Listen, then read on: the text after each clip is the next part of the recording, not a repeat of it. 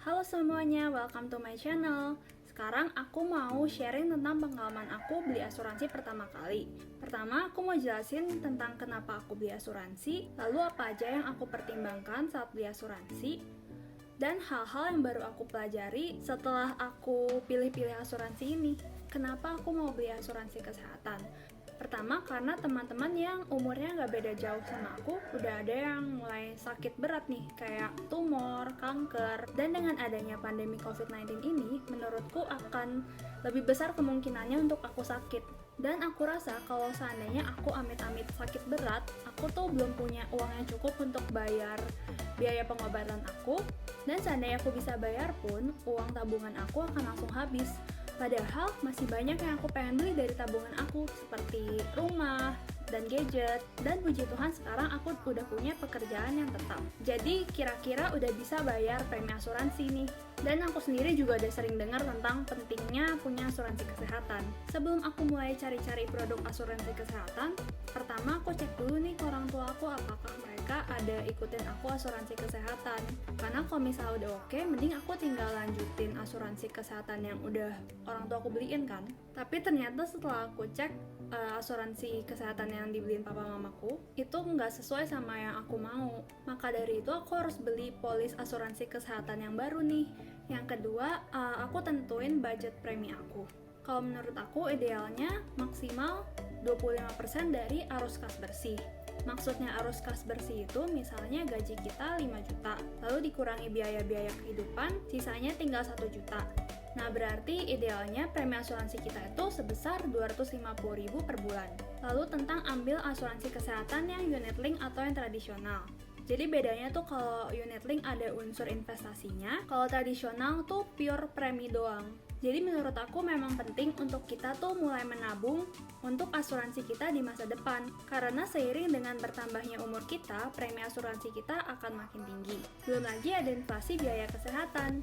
Tapi nggak semua orang punya waktu atau mau mulai investasi kan.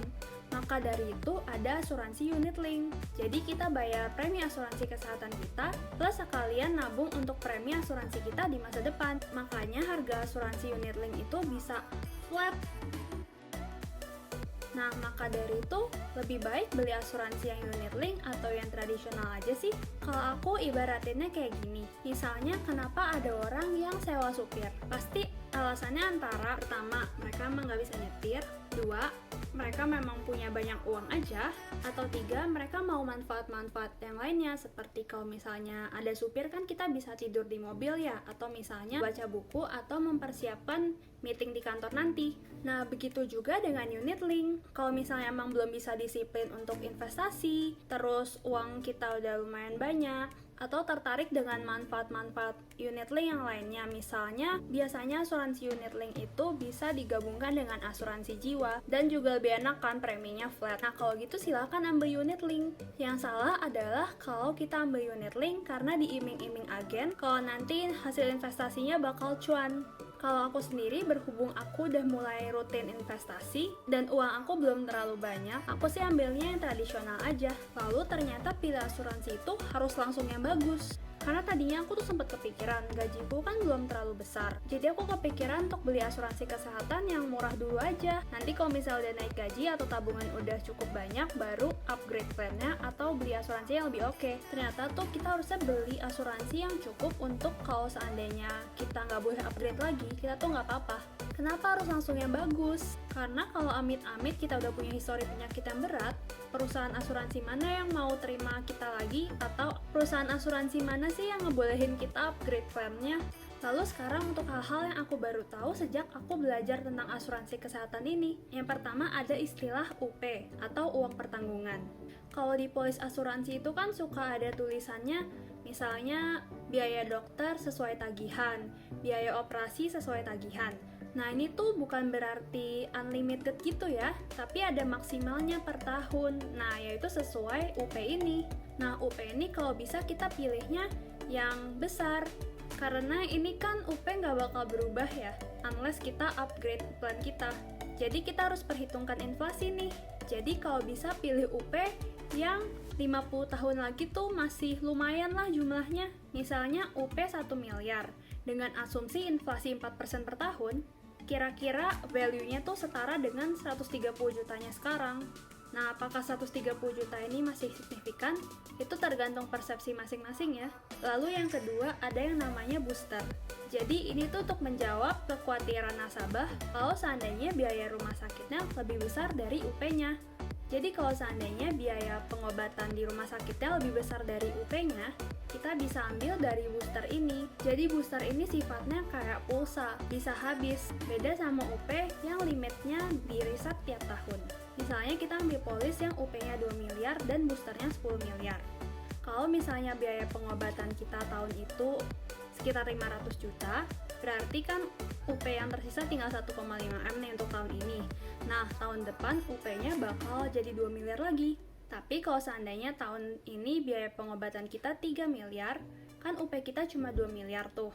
Jadi bakal di-cover dengan UP 2 miliar plus ambil 1 miliarnya dari booster. Jadi tahun depan UP kita bakal 2 miliar lagi, tapi booster kita tinggal 9 miliar. Lalu yang ketiga adalah tentang negara pertanggungan.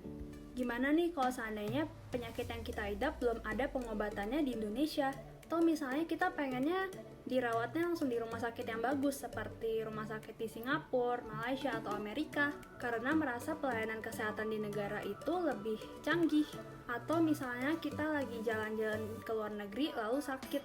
Nah, inilah fungsinya negara pertanggungan. Jadi intinya adalah asuransi kesehatan yang kita beli itu bisa digunakan di negara yang dicakup dalam wilayah pertanggungan. Semakin luas wilayah pertanggungannya, biasanya premi asuransi kesehatannya makin mahal. Lalu yang selanjutnya adalah biaya kamar. Untuk biaya kamar ini kalau bisa kita pilih yang anti inflasi. Jadi misalnya disebutin, oke intinya kamar 1 bedroom dan 1 kamar mandi. Atau misalnya kamar 2 bed. Karena kalau misalnya polis asuransinya tuh cuma nulis oke biaya kamar 500.000 per hari. Mungkin hari ini masih bisa dapat nih kamar 500.000 per hari. Tapi kan kita nggak tahu ya, 5-10 tahun lagi emangnya biaya kamar di rumah sakit masih segitu. Dan juga perlu diperhatikan yang lain-lain seperti misalnya penyakit apa yang ditanggung, prosedur apa yang ditanggung, dan juga masa tunggunya. Untuk beberapa asuransi kesehatan tradisional yang aku sempat cek itu ada pertama AXA Maestro Optima Care atau AXA MOC, lalu yang kedua ada Prudential Pro Solusi Sehat, lalu Manulife, Mi Ultimate Healthcare, sama Allianz Smart Health. Dan itu preminya start from sekitar 300.000 sampai 600.000 per bulan sih. Untuk yang preminya di bawah 300.000, menurut aku bisa coba dicek di websitenya LifePal. Itu banyak asuransi yang aku belum sempat review sih. Nah, sekian sharing pengalamanku beli asuransi kesehatan. Semoga membantu ya. Bye-bye!